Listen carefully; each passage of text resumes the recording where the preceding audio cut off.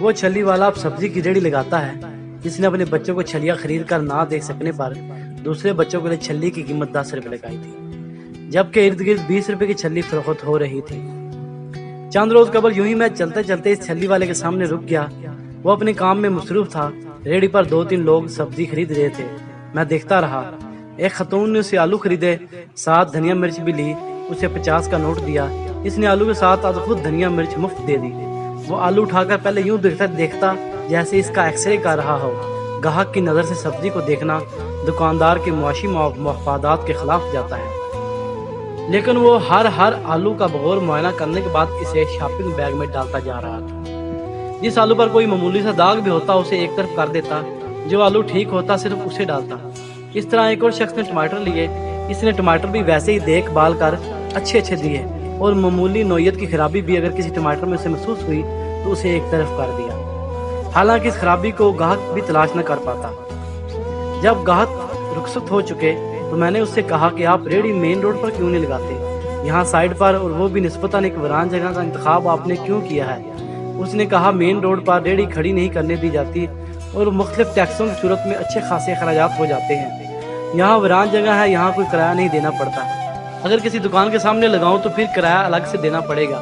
یہاں کھڑا ہوں، بس اللہ سے حلال رزق مانگتا ہوں تاکہ بچوں کے پیٹ کو حرام لقمے سے بچا سکوں۔ میں نے اگلا سوال کیا، آپ کا اس ریڑھی کے علاوہ کوئی اور بھی ذریعہ آمدن ہے؟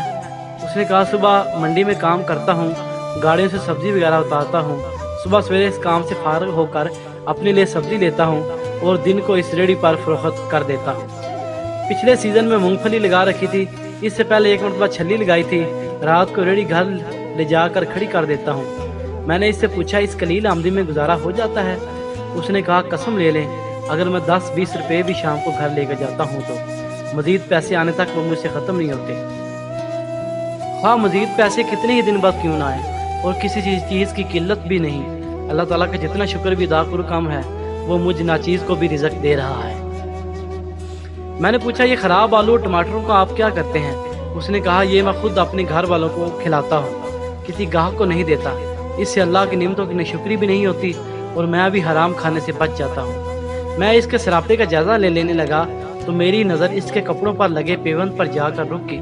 اس نے کپڑوں پر پیوند لگا رکھے تھے جنہیں خود سوئی دھاگا لے کر سیا گیا تھا۔ لگتا یوں تھا کہ کپڑے صاف مگر انتہائی بسیدہ ہیں۔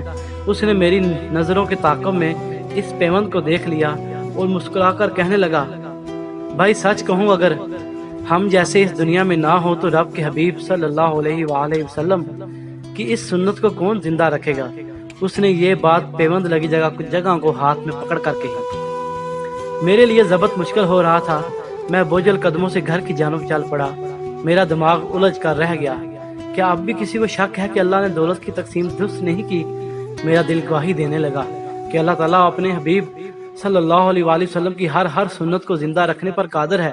مجھے وہ سارے فلسفے اس چھلی والے کے پیوند لگے کپڑوں سے بھی بودے لگنے لگے جن میں کہا جاتا ہے کہ اگر تم پیدا ہوتے وقت دولت مند نہیں تھے تو اس میں تمہاری کوئی غلطی نہیں، اگر تم مرتے وقت دولت مند نہیں ہو تو اس میں ضرور تمہاری غلطی ہے۔ اس چھلی والے نے اپنے کردار سے اس ساری فلسفی کو ایک لا یعنی مفروضہ بنا ڈالا۔ چلتے چلتے ایک مغربی مفکر کا قول پیش خدمت ہے۔ غالباً گوٹے نے کہا تھا، اگر تم کسی کے پاس 2 کوٹ دیکھو تو جان لو کہ دوسرا کوٹ اس شخص کا ہے جس کے پاس کوئی کوٹ نہیں۔